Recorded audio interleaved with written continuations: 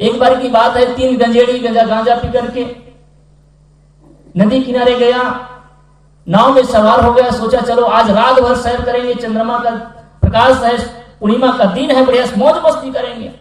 उन्होंने तीनों ने सवार हुआ, तीनों ने पतवार पकड़ लिया और रात भर बढ़िया गगन मगन था। वो नाच रहा था, नाव में ही गीत गा रहा था और नाव को खेल रहा था। 4 बजे पाती पाती कहे भाई देखो तो थोड़ा ठंडी लग रही है, कहां तक पहुंचे तो पता तो लगाओ, ये तो ऐसा तो नहीं कि गांव से बाहर चले गए। एक ने देखा, ऊपर सिर उठा करके देखता तो है, तो हंसने लगा। अरे तू हंसता क्यों? अरे तुम्हारा नशा अभी तक छूटा नहीं क्या? उसने कहा नशा तो छूट गई, तू जरूर खड़ा होकर तो देख। वो भी जब खड़ा होकर के देखता है तो वो भी हंसने लगा। तीसरा ने कहा तुम दोनों को हो क्या गया है, बुद्धि मारी गई क्या? नशा भी शांत नहीं हुआ? कहे नशा शांत हो गई, खड़ा होकर तो देख। तो देखता क्या है, वो तो एक कदम भी आगे बढ़े नहीं थे, क्योंकि उन्होंने वो तो नाव को खोलना ही भूल गए थे। ऐसे ही हम लोग संसार में हैं, मोह में, अन्य नशाओं में इतना मस्त है, संसार के नशा में इतना मस्त है कि हमारा नाव तो हम चलाते हैं, ऐसा लगता है कि हमने जीवन में बहुत कुछ कर लिया और अंत में पाते कि कुछ भी हाथ बढ़ गए बहुत दूर लगता है, लेकिन पहुंचे कहीं पहुंचे आज तक। दौड़त दौड़िया जहां तक मन की दौड़, और दौड़ थका मन तीर भया वस्तु ठौर की ठौर। दौड़ते बहुत हैं हम, पाते कहीं भी नहीं है। एक आदमी था, उसने कहा कि इस गांव में मेरी बहुत बड़ी जमीन है, बहुत बड़ा, जितना दिखता है वो मेरी ही जमीन है, इसको मैं बेचना चाहता हूं। उसने कहा कि इसकी कीमत क्या होगी? तो 1 घंटे का 1000 रुपए। आपके गांव में ऐसा होता तो हम भी खरीदेंगे भाई, होता है क्या? उसने कहा कि इस मेरी जमीन की कीमत है 1 घंटे का 1 रुपए। पूछने वाले ने कहा कि घंटे का 1 रुपए, तो 1 घंटे में जितना जमीन घेर लोगे, और घेरना कोई पत्थर से नहीं है, कोई बाड़ी बना करके नहीं है, तुम जितने पांव चल करके घेर लोगे उतनी ही जमीन तुम्हारी हो जाएगी, 1 घंटे की 1000 रुपए। उसने कहा इतनी सस्ती है। वो आदमी चला वहां से, लेकिन उन्हें का एक शर्त है। क्या शर्त? यह है कि संध्या होते तक वहीं वापस आना पड़ेगा जहां से तुम स्टार्ट किए हो, तो ही जमीन मिलने वाली है। उसने प्रारंभ किया, दौड़ते रहा, और थोड़ा और मिल जाए, थोड़ा और मिल जाए। वो आदमी सवेरे 7 बजे से प्रारंभ किया था, दौड़ते 2 बज गया। अब जो 2 बजे बज गया है, यानी कि 8 घंटा लगभग उन्होंने दौड़ करी है, क्या 5 घंटा पूरा करेगा? ऐसे भी थक गया था, खाना पीना सब छूट गया था, जितना हो सके दौड़ता रहा। फिर वो सोचता है कि अरे 2 बज गए, वापस भी जाना है। खूब मेहनत किया, दौड़ता रहा, पसीना से लथपथ हो गया। वो हाँफने लगा और हाँफते दौड़ते आ करके केवल 9 हाथ की दूरी में वो गिर करके मर गया। गिरा और वहीं प्राण छूट गया। उसने कहा अरे बेवकूफ, इस जमीन को आज तक किसी ने नहीं खरीद पाया, तो तू कहां से खरीद पाया? शायद खरीद लेता, लेकिन दौड़ की चक्कर थी। गुरु कबीर ने इसीलिए कहा दौड़त दौड़िया जहां तक मन की। ये मन की दौड़ आपको दौड़ाता है, पहुंचता आदमी कहीं नहीं है। और गुरु कबीर ने इसीलिए कहा डिगे बूढ़ा उतरा नहीं, याही अंदेशा मोह, और शरीर नाम मोह की धार में क्या नींद लिया हुआ तो। गुरु कबीर ने कहा ठीक बूढ़ा पास में आकर के डूब गया। इतनी यात्रा करी जैसे आप किसी नदी को पार करते हैं, पूरी नदी को तो आपने पार कर लिया, गहरी नदी को भी पार कर लिया, लेकिन आपने किनारे में जाकर के डूब गया। आश्चर्य होगा ना? हम सब यही करते हैं। सुंदर मानव का जीवन एक किनारा मिला हुआ है, एक किनारा है, किनारे में पहुंच के मुक्ति के धाम में पहुंचने वाले हैं हम सब लोग।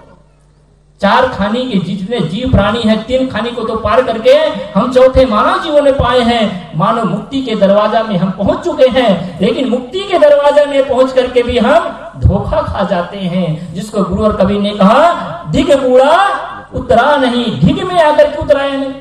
अरे बीच नदी में अगर डूब जाता तो समझ में आता, पार नहीं कर पाता तो भी समझ में आता। पूरे तुमने नदी को पार कर गया, धार को पार कर गया, और किनारा में आकर के तू फिसल करके मर गया। यही तो होता है। ये सुंदर मानव का जीवन हम सबको मिला हुआ है, और सुंदर मानव को जीवन को पाकर के हम फिसल करके मर जाते हैं। एक बार की बात है, महात्मा बुद्ध के बारे में आप सब सुने होंगे। एक कथा आती है, कथा इसलिए बताता हूं कि कैसे रुकना और कैसे ठहरना होता है। महात्मा बुद्ध रास्ते रास्ते जा रहे थे कि उसने मना किया लोगों ने कि महात्मा आप इस रास्ता से मत जाओ, क्योंकि इस रास्ता के जो जंगल है उस जंगल में बहुत बड़ा डाकू रहता है। पहले डाकू का घोर जमाना था, जंगल में डाकू लोग रहा करते थे। आज जिसको नक्सलाइट कहते मालूम कर, वही चलो, वही है। कोई दूसरा नहीं, नाम बस बदला है, शब्द बस बदल गया है। शास्त्रों में आप डाकू पढ़ते थे और आज उसी को नक्सलाइट आतंकवादी कहते हैं। लूटने वाले काम तो वही है ना, मारना और लूटना। तो डाकू है, आप मत जाइए, छोड़ते नहीं है वो। तो महात्मा बुद्ध ने कहा अगर ऐसी बात है कि इस रास्ते में डाकू मिलता है तो इसी रास्ते में मुझे जाना चाहिए। क्यों? तो उसने कहा कि जहां पर रोगी होगा वहां पर ही वैद्य का काम है। अरे जहां स्वस्थ है वहां क्या जाने का, जहां अनपढ़ है वही शिक्षक का काम है। तो अगर इस रास्ते में अगर कोई डाकू है तो उसी रास्ते में मुझे जाना चाहिए। मैं भी देखता हूं मुझे कैसे मारते हैं। और साधु तो फक्कड़ होते हैं, उसको किसी बात की चिंता तो होती नहीं है, क्योंकि उसके पास होता कुछ नहीं है। पंडित को चिंता हो सकती है, साधु को काहे को चिंता? पंडित को तो मोह हो सकता है ना। एक बार की बात है, 3 चोर मिल गए एक बार रास्ते में पंडित को, और 3 चोरों ने कहा कि देखो पंडित जी तुम कहां से जा रहे हो? कहे मैं जजमानी करके आ रहा हूं, कथा पढ़ के आ रहा हूं। कहे जो कुछ लाए हो धर दो। कहे भैया मेरे पास 3 चीज है, क्या लेना चाहते हो? तो डाकू ने कहा, चोरों ने कहा ठीक है तुम्हारे लिए एक ऑफर है, तुम्हारे पास क्या चीज है? तो उसने कहा कि मेरे पास एक शरीर है, जान है। पहला जान है, दूसरा शालिग्राम है, और चौथा ये पैसा है, ये तीसरा पैसा है। ये 3 चीज है मेरे पास, इन 3 चीज के अलावा मेरे पास कुछ भी नहीं है। चोरों ने कहा ऐसा करो, तुम्हारे लिए एक ऑफर है कि तुम तीनों में से एक को दे दो और तुम्हारी छुट्टी हो जाएगी। क्या देना चाहते हो? जान कि शालिग्राम की पैसा? उसने सोचा पैसा दूंगा तो दिन भर की कमाई जाएगी, जान दूंगा तो 2 शालिग्राम और पैसा दोनों चला जाएगा, इसलिए मैं शालिग्राम भगवान को ही दे देता हूं। अरे जान बचेगी तो फूल से खरीद करके ले आऊंगा। तो साधु को डर रहता नहीं है, वो जान कभी नहीं डरता। महात्मा बुद्ध पैदल चल रहे थे, उसके पीछे 1-2 लोग और चल रहे थे। वो डाकू आता है, क्या नाम है पता है? अंगुलीमाल। अंगुली नाम का हत्यारा जो डाकू है वो रास्ते पे आता है और देखकर कहता है ए राह गिर जाने वाले ठहर जा। महात्मा बुद्ध चल रहे थे, ध्यान से सुनिएगा।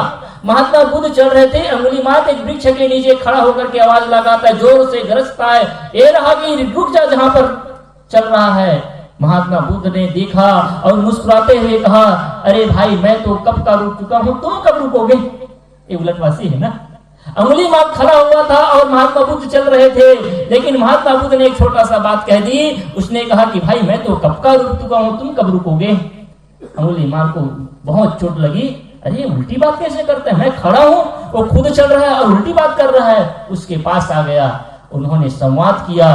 देखिए सारे समस्याओं का समाधान संवाद से होता है, विवाद से कभी नहीं होता। इसलिए पति पत्नी में कभी विवाद हो तो आप संवाद प्रारंभ करिए। अगर माता पिता भाई भावज घर में किसी प्रकार की कोई समस्या हो तो संवाद करिए। लेकिन दुर्भाग्य है जब भी कोई घर में कलह होगा ना, सास और बहू में, दिरानी और जेठानी में, तो सबसे पहले बात करना ही बंद हो जाता। सबसे पहले बात करना। और संत गुरुजन कहते संवाद से ही गांठ खुलती है। रही मन धागा प्रेम का मत तोड़ो चितकाए, और टूटे तो जुड़े नहीं और जुड़े तो गांठ पड़ी जाए। कभी गांठ मत पड़िए, क्योंकि जहां गांठ होती है वहां रस नहीं होता, और जहां रस होता है वहां गांठ होती नहीं है। अगर जीवन में रस चाहते हैं, प्रेम चाहते हैं, तो गांठ पैदा मत करिए। अपने मन में कुंठा मत रखिए, किसी को धारणा मत रखिए। सबसे प्रेम से बात करने से ना गांठ खुलती है। इसलिए माता बहनों से, भाइयों से मेरा निवेदन है, अगर सवेरे लड़ाई हो तो शाम तक भूल जाइए, शाम को लड़ाई हो तो सवेरे तक भूल जाइए। एक नए जीवन की शुरुआत करिए। 2 काम करना कभी मत भूलें, क्या? प्रणाम करना और बोलना। देखिए आज नहीं तो कल फिर से संवाद चालू हो जाएगा। भाई लोगों से भी है, कभी कभी इतना भैंसा बैर हो जाता है कि भाई से भाई इतना बैर कर लेते हैं कि एक दूसरे को देखना नहीं पसंद करते, एक दूसरे से बात करना नहीं पसंद करते। मैं आपको कहता हूं, आप कितनों भी लड़ाई कर लेते होंगे, कितनों भी नोक-झोंक कर लेते होंगे, लेकिन बात करना मत बंद करिए और एक दूसरे का आदर सम्मान करना मत बंद करिए। अपना बड़ा भैया है तो उसका पैर छूना मत बंद करिए। और माता लोग एक और काम करते थे, खाना भी बंद कर देती है। एक दिन के लिए सही बंद कर देती है ना, कितने दिन के लिए करेंगे उसको? 1, 2, 3 थोड़ी, एक दिन के लिए बस करते हैं जी गुस्सा में। तो अन्न से नफरत मत करिए, भोजन करिए, प्रेम से करिए। तो मैं कह रहा था कि महात्मा बुद्ध के पास जाकर के उन्होंने संवाद किया। महात्मा बुद्ध ने समझाया और समझा करके एक बात कही, भाई तू क्या करता है? कहे कि मैं मार काटता हूं। क्यों? क्योंकि मैंने संकल्प लिया है कि 100 आदमी का सर काट करके उसका सिर मैं पहनूंगा, उंगली को काटू, सर काटूंगा और उसकी उंगली को मैं पहनूंगा, ऐसा संकल्प लिया। 99 हो गए, आपसे पूरा करना है बोलते हैं। 99 पूरा हो गया है और आपके सर को काट करके आपकी उंगली का माला गुथ कर पहनूंगा और आज संकल्प मेरा पूरा होने वाला है। महात्मा बुद्ध ने कहा कि मेरा अहोभाग्य है जो आपका संकल्प मेरे से पूरा होने वाला है। लेकिन भाई एक छोटा सा काम करो, उसके बाद अपना काम कर लेना। अंगुली माँ ने कहा क्या काम? कहे जाओ ये जो पीपल का झाड़ देख रहे हैं, कहे हाँ, इस झाड़ से एक पत्ता बस ले आइए और जब एक पत्ता ले आएंगे ना तो मैं आपको आपका सिर, मैं अपने सिर को तुम्हारे से झुका दूंगा और तुम मेरे सिर को कलम कर देना, काट देना। वो अंगुली मार गया। और देखिए जो क्रोधी होता है ना, गुस्सा में जो होता है, जो हिंसकी होता है वो क्रोधी भी होता है। इसलिए कभी भी आप हिंसा न करें। मैं कल भी कह रहा था। और हिंसा का कई भाव होता है। कम से कम किसी भी प्राणी को न मारे, कम से कम जीव के स्वार्थ में किसी मछली को, किसी मुर्गी को, किसी बकरे को, किसी भेड़े को तो मत खाइए, किसी अंडा को तो मत खाइए। कभी भी हिंसा मत करिए। जैसा खाएंगे वैसा आपका मन बनने वाला है। और कहावत है हमारा, जैसे खाए अन्न वैसे बने मन, और जैसे बोले बानी वैसे, जैसे पिए पानी वैसे बोले पानी। शराब पिएगा तो आदमी लड़बड़ा कर ही बोलेगा ना, मीठा मीठा नहीं बोल सकता। तो महात्मा बुद्ध ने कहा कि इस पेड़ में जा और उस पेड़ से एक पीपल का पत्ता तोड़ करके आ। वो गया, फरसा लिया, फरसा से एक पत्ता थोड़ी तोड़ने वाला था, तो डंगाली काट के आया और डंगाली काट करके लाया और कहा कि लो ये एक पत्ता क्या था, मैं 1000 पत्ता ले आया। महात्मा बुद्ध ने कहा अरे मैंने तो सुना था कि तू हत्यारा है, लेकिन आज पता चला कि तू बहुत बड़ा उदार आदमी है। आपको मैंने एक पत्ता मांगा और आप 1000 पत्ता ले आए। आप जैसा उदार आदमी मैंने आज तक देखा नहीं है। वो भी थोड़ा खुश हो गया। देखिए किसी की प्रशंसा करेंगे ना तो आदमी का दिल गदगद हो जाता है, मन भर जाता है। इसलिए किसी का दिल जितना हो तो थोड़ा उसका प्रशंसा कर दीजिए करें। कभी पत्नी भोजन बनाती, कभी उसका प्रशंसा कर दिया करे। पति जब कोई काम करके आता उसका कभी प्रशंसा कर दिया करे। देखिए एक दूसरे में प्रेम पनपने का ये माध्यम है। उसका दिल गदगद हो गया। महात्मा बुद्ध ने मुस्कुराया और कहा भाई काम तो ठीक क्यों, लेकिन एक और काम कर देना। कहे और तुम्हारा लालच अब बढ़ रहा है। अरे भैया एक और काम कर दो, फिर कर लेना। उन्होंने कहा कि जाओ इस डंगाली को तुमने काट के आया है तो उसी पर जोड़ करके आओ, जहां से काट करके आया वहां पर पुनः जोड़ करके आओ। वो चल देता। देखिए क्रोधी जो होता है ना वो सोचता जल्दी नहीं है, वो चल देता है। और जब थोड़ी दूर जाता है और जहां उस पेड़ के पास पहुंचता है तो विचार आता है अरे ये तो गड़बड़ हो गया। कैसे? मैं काट तो दिया लेकिन जोड़ तो सकता नहीं हूं। वापस आता है और कहता है कि संत भगवान मुझे क्षमा करना, मैं काट तो दिया लेकिन जोड़ सकता नहीं हूं। काटने का मंत्र मेरे पास है लेकिन जोड़ने का मंत्र मेरे पास नहीं है। महात्मा बुद्ध ने कहा यही तो गलती है। जब तुम जोड़ नहीं सकते तो तुम काटते ही क्यों हो? एक छोटे से शब्द से वो भिक्षु बन जाते हैं। मैं कह रहा था दौड़त दौड़त दौड़िया जहां तक मन की दौड़, और दौड़ थका मन थिर भया वस्तु ठौर की ठौर। हम ठहरना सीखे, रुकना सीखे। जीवन भर हम दौड़ते रह जाते हैं। अगर बढ़ने की बात आए तो बड़ों को देखकर बढ़ना सीखो। ईर्ष्या न करो, कभी किसी से ईर्ष्या मत करो। अरे ईर्ष्या तो वो आग है जो खुद को भी जलाती है, दूसरों को भी जला जाती है। और कभी कभी ईर्ष्या की आग से दूसरा जले या न जले, हम खुद तो जल ही जाते हैं। जैसे माचिस की तीली होती है, माचिस की तीली को आप घर्षण करते हैं, वो माचिस की तीली किसी दूसरे वस्तु को जलाए या न जलाए लेकिन खुद जल भी जाती है। ये ईर्ष्या ऐसे ही आग है। तो बढ़ना हो तो बड़ों को देखकर बढ़े, लेकिन ईर्ष्या मत करिए। दिरानी से ईर्ष्या मत करिए, भाई से ईर्ष्या मत करिए, पड़ोसी से ईर्ष्या मत करिए, किसी की बिल्डिंग को देख करके ईर्ष्या मत करिए, किसी के बच्चे को देख करके ईर्ष्या मत करिए, किसी को घर के, किसी के कार को, किसी की नौकरी को, किसी के पद को देख करके ईर्ष्या मत करिए। क्योंकि ईर्ष्या से घर तबाह होता है, आबाद होता नहीं है। तीसरा सूत्र में चर्चा करूं और थोड़े में विराम करूं। सूत्र याद है? सुन रहे हैं ना? किसको याद है तीसरा सूत्र? वही हो गया ना बछड़ू वाला। एक तरफ पैरा बढ़ रहे हैं, रस्सी बना रहे, दूसरे तरफ चल रहे हैं। बड़ों को, छोटों को देखकर जिए, बड़ों को देखकर बढ़े और अच्छे के लिए प्रयास करें। मैंने कहा धर्म और अध्यात्म दोनों को लेकर के, व्यवहार को लेकर के मैंने सूत्र कहा अच्छे के लिए सदैव प्रयास करिए। संकल्प लीजिए, हर दिन आप सवेरे उठते हैं कोई अच्छा कार्यक्रम करने के लिए, अच्छा करने के लिए संकल्प ले लीजिए कि आज मैं, जैसे आप उपवास रहते हैं ना, मैंने बताया आज मकर संक्रांति, आज बहुत लोग उपवास भी रहते हैं, गंगा स्नान करते हैं। आप आज उपवास रहते हैं तो उपवास केवल अन्न का मत करें, मन का भी उपवास करें। और मन का उपवास क्या होता है? मन का उपवास होता है कि मैं आज क्रोध करूंगा नहीं, कुछ भी हो जाए, कितना भी घाटा हो जाए, कोई मेरे साथ कुछ भी कैसे भी व्यवहार करे, आज दिन भर में क्रोध नहीं करूंगा। कोई किसी दिन ले लीजिए कि झूठ बोलूंगा नहीं, चोरी नहीं करूंगा, बेईमानी नहीं करूंगा। जो गलती, छोटी छोटी गलतियां भी रहती है, उन गलतियों के लिए भी संकल्प ले लीजिए। क्या करें? अच्छे के लिए प्रयास करिए।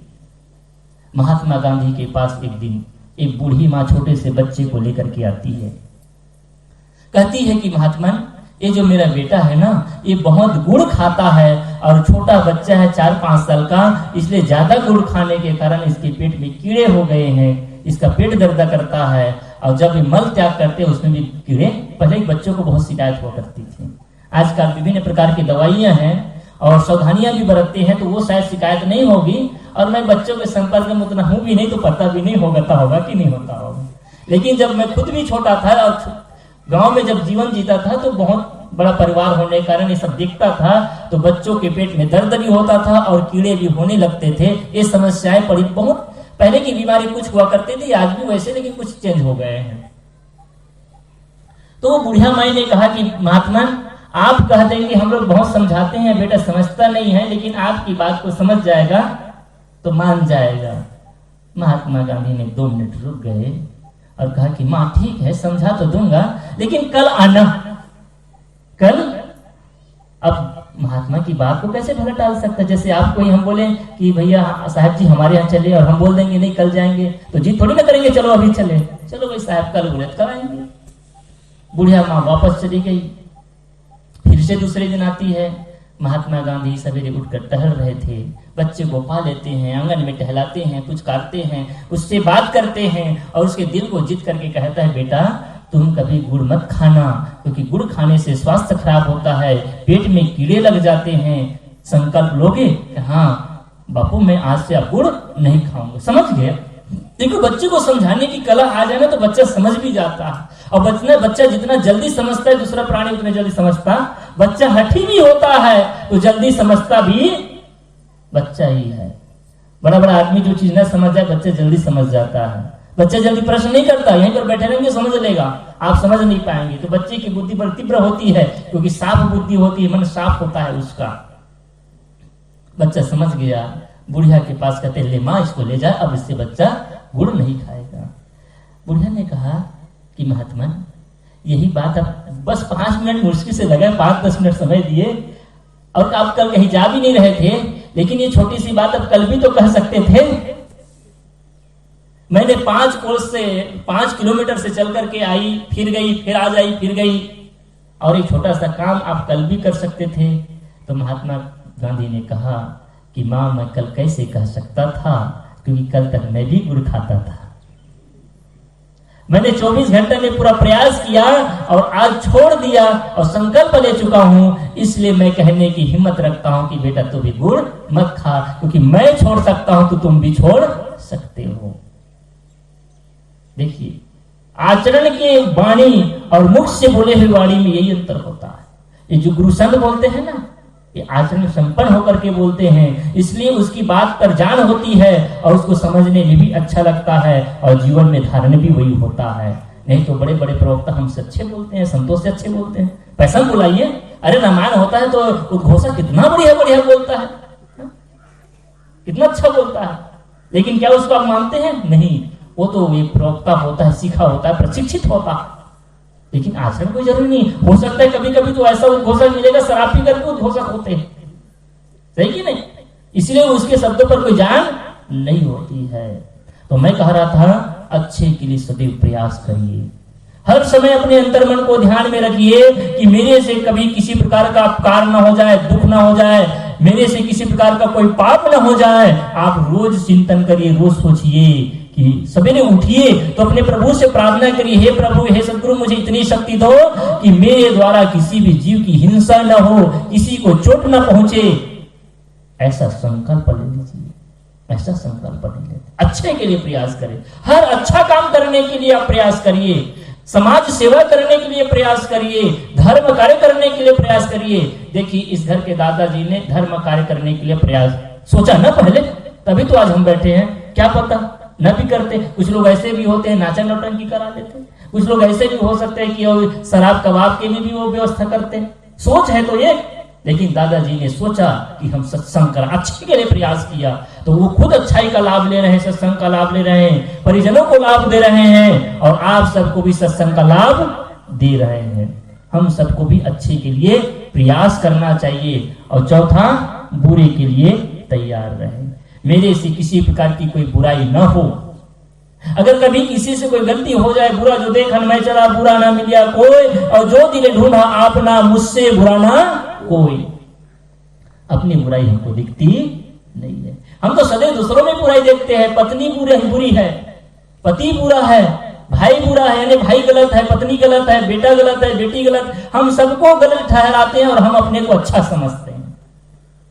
कभी कोई आदमी ये नहीं कहता कि हाँ मेरे से गलती हो गई। क्या करना चाहिए? अगर गलती न भी हुई हो और कोई कहता है कि तुमने ऐसा क्यों किया, तो मान लीजिए ठीक है मेरे से गलती हो गई, क्षमा कर दीजिए। कल के दिन आएगा, पता चलेगा इसने गलती नहीं की थी, फिर भी गलती स्वीकार कर लिया है। देखिए एक बार की बात है, एक दो भाई थे, एक भाई छत पे चढ़ा हुआ था, दूसरा भाई नीचे था। घी का घड़ा वो पकड़ा रहा था, घी का घड़ा पकड़ा रहा था, और छोटा भाई ने जो नीचे था वो पकड़ने के लिए ऊपर हाथ उठाया। हाथ छोटा था, ऊपर वाला भाई पकड़ा रहा था, लेकिन इधर पकड़ा भी नहीं था और उसने हाथ छोड़ दिया। संयोग से वो घी का घड़ा जमीन में गिर गया। वो जो ऊपर वाला बड़ा भाई कहता है कि भाई मेरे से गलती हो गई है, मुझे क्षमा कर देना, क्योंकि मैंने ठीक से पकड़ाया नहीं था, पहले से छोड़ दिया, इसलिए मुझे क्षमा करना। छोटे वाले ने कहा भैया गलती मेरी है, क्योंकि मैंने पहले से पकड़ नहीं रखा था, और मैं अगर पहले से पकड़ लिया होता तो घी का घड़ा नहीं गिरता। देखिए यहाँ पर कोई लड़ाई होने वाली है क्या? दोनों गलती स्वीकार अपना कर रहा है कि गलती मेरी है। वो कहता है गलती मेरी है, तो लड़ाई ऐसी होती नहीं। लड़ाई कैसे होती है? तो लड़ाई ऐसी होती है, एक घर में पिता और पुत्र ड्राइंग रूम में बैठे हुए थे। ऊपर में माँ, भाभी, माँ, पत्नी और बहन तीनों काम कर रही थी। तीनों काम करते करते कोई बर्तन अचानक ध्यान से गिरा, जोर से आवाज आई। पिता कहते हैं कि बेटा जा करके देखो तो बर्तन गिर गया है, किसी को चोट तो नहीं आई है, पता तो लगाओ। वहीं से बैठे बैठे बेटा कहता है कि पिताजी जाने की जरूरत नहीं, वो तो मैं यहीं से बता सकता हूँ। उसने कहा अरे तू देखे बिना, जाने बिना, वहां जाए बिना कैसे बताता है? उन्होंने कहा पिताजी मैं यहीं बैठे बैठे बता सकता हूँ कि मेरी माँ के हाथ से कोई बर्तन छूट गया है, गिर गया है।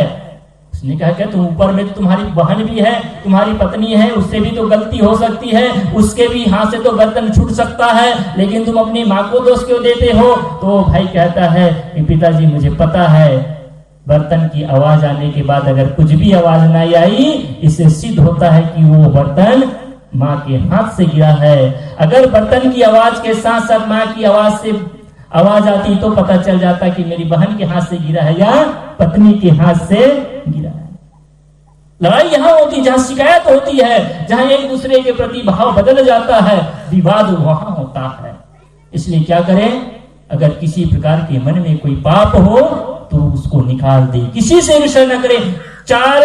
तीन चीज है हमारे पास, मन, वाणी और कर्म।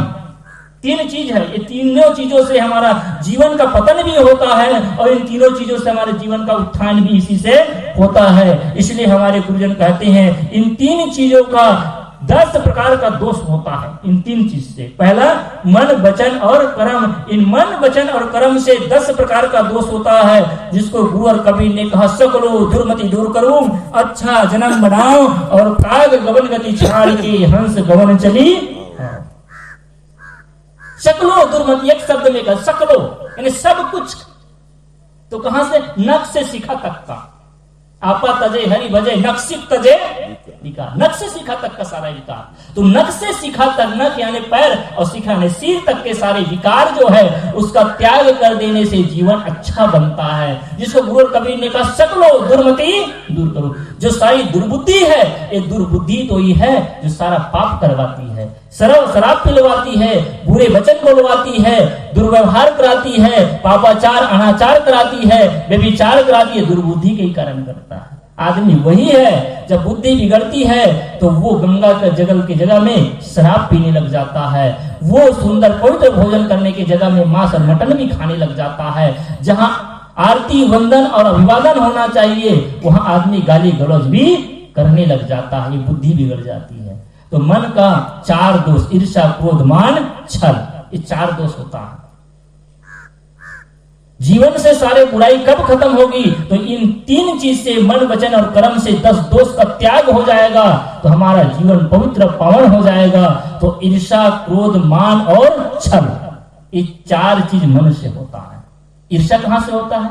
मन से होता है। क्रोध कहां से होता है? मन से होता है। छल की भावना कहां से होती है? मन से होता है। और मान यानी अहंकार का भाव कहां से होता है? मन से होता है। ये 4 चीज का जिन्होंने त्याग कर दिया उसने अपने मन को भी पवित्र कर लिया। इसलिए कभी ईर्ष्या न करे, कभी अहंकार न करे, कभी छल न करे। और दूसरा है मन, ये दूसरा है वचन, गाली निंदा झूठ।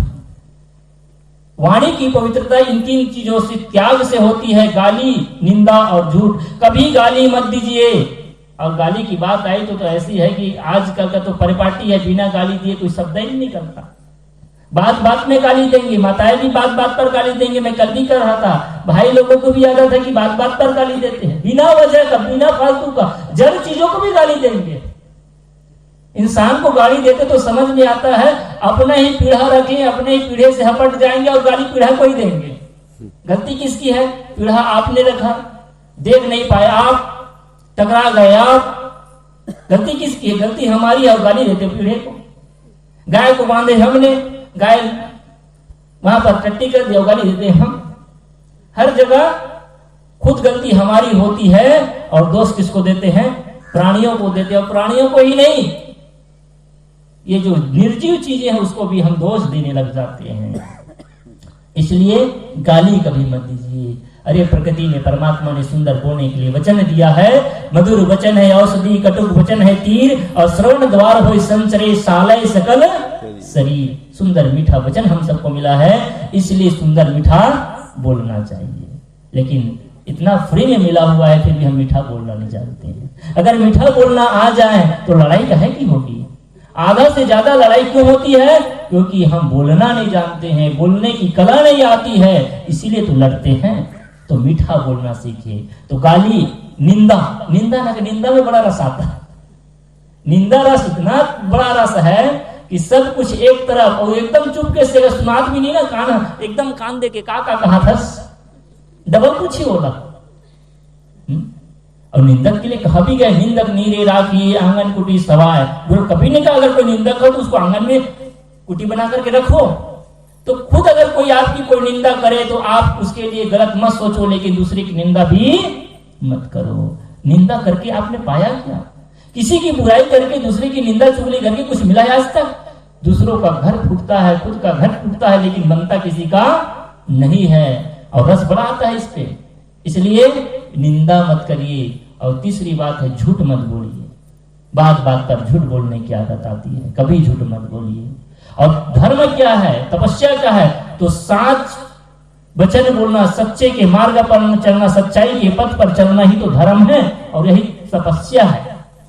गुरु कबीर ने कहा कि सच्चाई के पथ पर चलना ही, सच बोलना ही सबसे बड़ी तपस्या है। लेकिन आज बड़े बड़े पुजारी और धर्म गुरु लोग भी मंच पे बैठ करके झूठ बोलते हैं, धर्म के मंच पर भी बैठ करके झूठ बोलते हैं। और ऐसे ही व्यवहार में हम झूठ बोलते हैं। अगर जीवन को सुधारना चाहते हैं, वाणी को पवित्र करना चाहते हैं, तो झूठ कभी भी न बोले, ये धर्म है। और तीसरा, शरीर से 3 दोष होता है, चोरी, हिंसा, व्यभिचार। ये शरीर से होता है। चोरी आदमी मन से सोचता है लेकिन शरीर से करता है ना। अच्छा बताइए, मन से तो सोच लिया और पैर नहीं रहेगा तो चोरी कर पाएगा? हाथ नहीं रहेगा तो चोरी कर पाएगा? शरीर से होता है ना ये। पैर से चलेंगे, हाथ से उसको टटोलेंगे, निकालेंगे तो ही तो चोरी होगी। तो ये शरीर से होता है। व्यभिचार यानी शरीर के साथ दुष्कर्म करना, माँ बहनों का इज्जत उछालना, आज देखिए कितना बढ़ गया है। ये क्यों बढ़ रहा है? क्योंकि हमारे अंदर समझदारी नहीं। आज के समाज पतन की ओर जा रहा है। इसको रोकने का काम हमें करना है। कैसे करेंगे? तो हमें धर्म, संस्कृति और सभ्यता को जागृत करके हमें संस्कृति को अपनाना पड़ेगा, हमको संस्कारित होना पड़ेगा और हमें संस्कारवान बनना पड़ेगा। देखिए मैंने शुरू में कहा कि आज बच्चे का जन्मदिन भी कल मनाया जाएगा।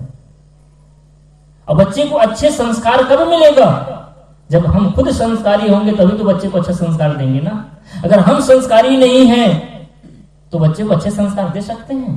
आप बीड़ी पी रहे हैं, आप सिगरेट पी रहे हैं, आप शराब पी रहे हैं और सोचते हैं कि मेरा बेटा क्या बन जाए? राम बन जाए। ऐसा होगा? अरे आप तो रावण बने हुए हैं और आपका बेटा राम कैसे बनेगा? पहले सुधार आपको करना है, हमें करना है। अब गुरु कवि ने कहा भी है, पहले जन्म पुत्र का भयाऊ, बाप जन्म या पाछे, और बाप पुत्र की एक है नारी, ई अचरज कोई काछे। अच्छा बताइए, आपके घर गांव में पहले बाप पैदा होता है कि पुत्र पैदा होता है? कौन बताएगा? इस गांव में, अरे बाहर गांव वाले लोग भी आए, वो आप लोग भी बता सकते हैं। हो सकता है इस गांव में नहीं होता होगा, आपके गांव में होता होगा। क्या किसी के गांव में बाप पहले जन्म लेता है? नहीं। और कबीर साहब कहते हैं, पहले जन्म पुत्र का भयाऊ, बाप जन्म या, पहले पुत्र का जन्म हुआ, फिर पीछे बाप का जन्म हुआ। आप बोलेंगे जी कैसा आश्चर्य है। और जब थोड़ा सा विचार करेंगे ना तो साफ हो जाएगा। कैसे? एक स्त्री है, एक पुरुष है, दोनों की शादी हुई तो पति पत्नी बन गए। किसी का पुत्र भी है, किसी का जीजा है, किसी का और साला भी है, और कुछ कुछ रिश्ता है। लेकिन जब तक उसकी शादी तो हो गई, पति पत्नी तो बन गए, लेकिन उनकी संतान जब तक नहीं आती है, कोई बच्चा पैदा नहीं होता है, तब तक क्या वो माँ और बाप कहलाता है? माँ और बाप बनते हैं? एक स्त्री माँ कब बनती है? एक पुरुष पिता कब बनते हैं? जब बच्चे का जन्म होता है। तो जन्म होने के बाद ही तो बनते हैं ना। तो पहले क्या आया? पहले शिशु आया, पहले संतान आई, पहले बच्चे आए। वो बच्चे के बाद में वो माँ कहलाती है, वो बच्चे के आने के बाद में वो पिता कहलाता है। गुरु कबीर साहब कितना सुंदर बता रहे हैं। तो पहले जन्म पुत्र का भयो, बाप जन्म या पाछे। कहने का मतलब कबीर साहब इतना ही नहीं कहना चाहते, वो इसके पीछे एक संदेश देना चाहते हैं कि जो अच्छा पुत्र बन जाता है वो अच्छा बाप भी बन सकता है,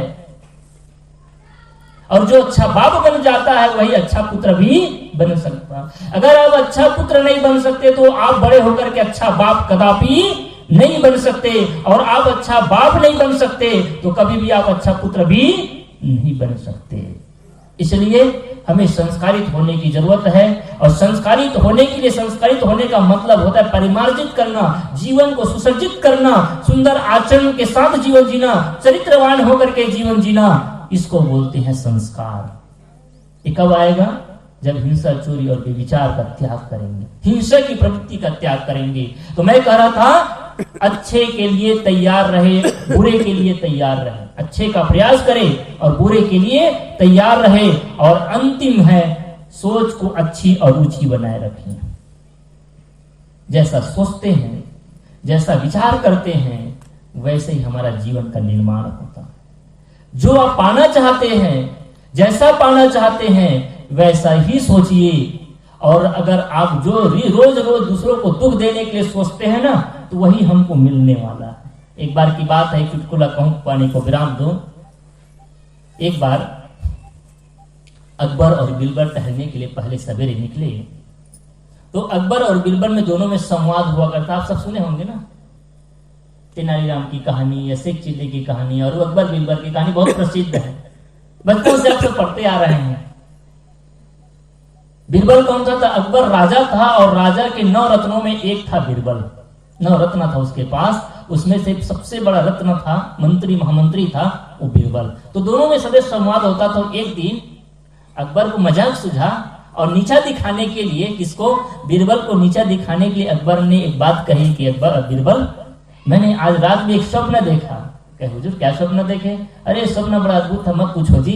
अरे बता बता क्या बात है? उसने कहा देखो रात में मैं स्वप्न देखा, तो हम दोनों रास्ते रास्ते जा रहे थे। जब रास्ते रास्ते जा रहे थे, थोड़ा अंधेला का समय था, रास्ता नहीं दिखा और चलते चलते दोनों हम गड्ढे में गिर गए। लेकिन गड्ढा दोनों अलग था, सामने सामने दो गड्ढा था। तो एक गड्ढा में क्या था, तो एक गड्ढा में सर्प भरा हुआ था और एक गड्ढे में गंदगी भरा हुआ था, मल भरा हुआ था। तो तुम गंदगी वाले गड्ढे में गिर गए और मैं शहद वाले गड्ढे में गिर गया। अपमान करने के लिए क्या बोला कि तुम गंदगी वाले गड्ढे में गिर गए और मैं शहद वाले गड्ढे में गिर गया। कहे हुजूर बस इतना ही? कहे हाँ, मैं भी स्वप्न देखा। बीरबल तो नहले पे दहले मारने वाला था। उसने कहा हुजूर मैं भी स्वप्न देखा, और सब जो स्वप्न ने डिक्टो यानी सेम वैसे ही था, लेकिन आप थोड़ा जल्दी उठ गए और मेरी नींद थोड़ी देर से खुली, क्योंकि मैं 5 बजे तक सोता हूं और आप 4 बजे उठ तक जाते हैं, इसलिए मेरी नींद आगे बढ़ी तो स्वप्न भी आगे बढ़ा। तो मैंने देखा क्या? अकबर ने कुतूहल पूछा कि आपने क्या देखा? तो सच में महाराज, आप तो शहद में के गड्ढे में गिर गए थे और मैं मल के गड्ढे में गिर गया था। हम जब वहां से बाहर निकले, साफ करने के कुछ भी नहीं था, तो आप मुझे चाट रहे थे और मैं आपको चाट रहा था। तो आदमी क्या करता है, दूसरे को नीचा दिखाना चाहता है और खुद भी, कहावत भी है, दूसरों के लिए गड्ढा खोदोगे तो उसमें खुद भी एक दिन गिर जाओगे। अगर दूसरों के लिए कांटा बोओगे तो कभी न कभी वो कांटा खुद को भी चुभेगा। इसलिए कभी किसी के जीवन में कांटा न बो, किसी के जीवन में किसी गड्ढा मत खोदो, ताकि उसमें गिरने पर पश्चाताप न होना पड़े। तो मैं कह रहा था, सोच ऊंची बना, अच्छी सोच रखे। आप जो पाना चाहते हैं, अगर मकान बनाते हैं तो मकान पहनने के पहले आप क्या करते हैं? नक्शा तैयार करते हैं, और जैसे नक्शा होता है वैसे ही घर बनता है ना। आप अपने जीवन को जैसा बनाना चाहते हैं वैसे सोच रखिए, वैसे विचार रखिए। जैसी सोच होगी, जैसा विचार होगा, वैसे ही आपका भविष्य होने वाला है। इसलिए अगर अच्छा जीवन जीना चाहते हैं, अगर यहाँ बहुएं बैठी हैं, भाई बैठे हैं, अगर आप चाहते हैं कि आपका बेटा और बेटी सेवा करे, तो आपका कर्तव्य है कि आप अपने माँ बाप की भी सेवा करें। अगर आप अपने माँ बाप की, अपने सास ससुर की सेवा नहीं करते हैं, तो लिख करके रख लीजिए कि आपकी भी सेवा होने वाली नहीं है। फिर उस समय शिकायत मत करना कि मेरे बेहू और बेटी नालायक हो गए हैं, ये तो कलयुगी हो गए हैं। अरे कलयुगी तो बहू और बेटा नहीं होते, कलयुगी तो हम हैं, जो हमने जैसा परिपाटी चलाया वैसा चला रहे हैं। क्या गलत किया?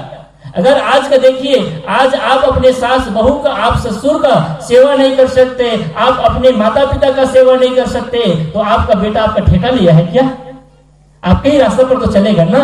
इसलिए क्या करें, आप जो पाना चाहते हैं वही आप करना प्रारंभ करिए, आज से करिए। और ऐसा ना हो कि हाथ से समय बीत जाए। ये अंत भला तो सब भला, अंत समय है ना भी।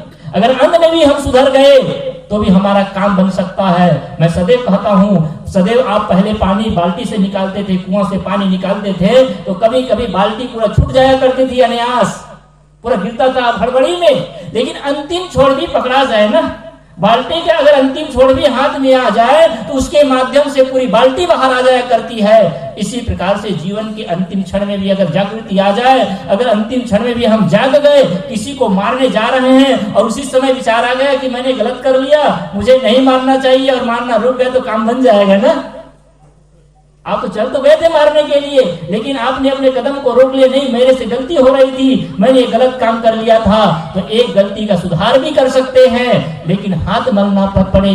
हाथ मलने की बात आई तो उस हाथ की बात बता दूं। एक बार की बात है, अकबर और बीरबल की वही कथा, सभा लगी हुई थी। अकबर ने पूछा कि बीरबल ये तो बता, अरे मेरे हथेली में यहाँ बाल क्यों नहीं है जी? गजब कस कर कभी पूछ लिया करते थे। तो बीरबल ने कहा कि हुजूर आपके हथेली के बाल तो झड़ गए, दान देते देते, आप दानी हैं, महाराजा हैं, और आप परोपकार करते रहते हैं, तो आपका हाथ का बाल दाल देते देते झड़ गए। अच्छा, मेरे हाथ की जो हथेली की बाल है वो दान देते देते झड़ गए। अच्छा, तुम्हारे हथेली में तो बाल नहीं है, देखो ना। अच्छा हुजूर मेरे भी हथेली में बाल नहीं है। हाँ, आप दान देते हैं और मैं दान देता हूँ, इसलिए मेरी हथेली के बाल दान देते लेते लेते झड़ गए। अच्छा, क्या जितने सभासद बैठे हैं, जितने यहाँ बैठे हैं, उसके भी हथेली में तो बाल नहीं है, तो हुजूर आप भी गजब करते हैं। अरे आप दान देते हैं तो आपकी हथेली के बाल दान देते देते झड़ गए, मेरी हथेली के बाल दान लेते लेते झड़ गए, और जितने सभासद यहाँ बैठे हैं वो हाथ मलते रहे, हाय हमें नहीं मिला, हाय हमें नहीं मिला। हाथ मलते मलते हथेली के बाल झड़ गए। सज्जनों, माता बहनों, ऐसे ही हमें भी हाथ मलना ना पड़े।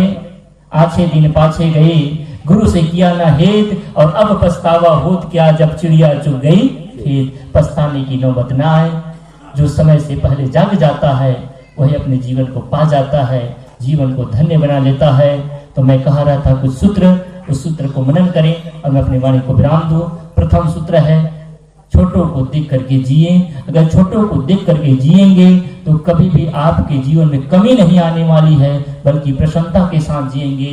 कभी भी अगर किसी भी क्षेत्र में आप विकास करना चाहते हैं, चाहे वो राजनीति हो, शिक्षा हो, स्वास्थ्य हो, न्याय प्रणाली हो, चाहे वो संत समाज में, अगर धर्म क्षेत्र में, किसी भी क्षेत्र में आप आगे बढ़ना चाहते हैं तो बड़ों से आप शिक्षा लीजिए। अगर बड़ों से घृणा करेंगे, बड़ों से ईर्ष्या करेंगे, अगर बड़ों से जलन करेंगे तो आगे बढ़ नहीं सकते हैं। इसलिए अगर सीखना हो तो बड़ों से सीखिए, जीना हो तो छोटों से सीखिए। अगर छोटे आदमी अगर किसी भी दृष्टि से, बुद्धि से दृष्टि से, देखिए आजकल के बच्चे लोग थोड़े थोड़े बातों में ना आत्महत्या कर लेते हैं। किसी ने सोचा कि बस 60% पाए, हम तो फर्स्ट डिवीजन तो आ गया लेकिन मेरिट लिस्ट में नहीं आया, तो फांसी लगा लेते हैं। माँ बाप का भी दबाव होता है। माँ बाप से मैं क्रोध निवेदन करता हूँ, कभी भी बच्चों को बहुत पढ़ने के लिए या फिर उसको इतना % लाना है इस प्रकार से कभी प्रेरित तो करिए, लेकिन फोर्स मत करिए, याद रखिए।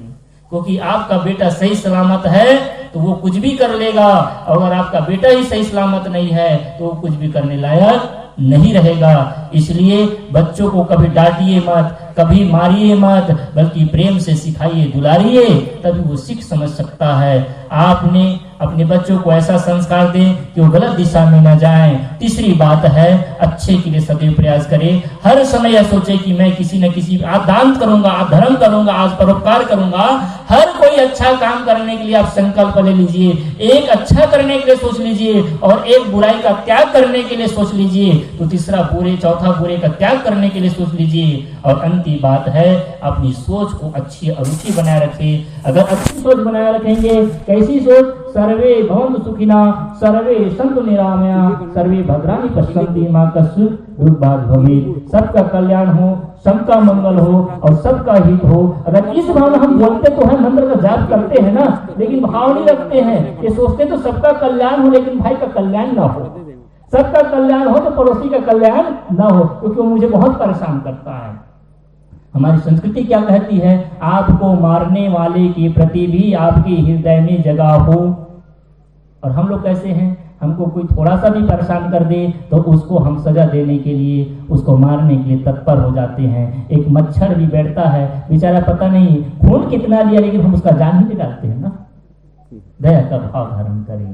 तो मैं कह रहा, सोच को अच्छी बनाइए। हम महापुरुष कैसे बनते हैं? सह करके महान बन सकते हैं, जी करके महान बन सकते हैं। दूसरे को सता करके आप कभी भी महान नहीं बन सकते हैं। आप सब ने बहुत धैर्य के साथ सुना। आप सबके हृदय में बैठे हुए परमात्मा को नमन करते हुए आप सबसे मैं विदा लेता हूँ।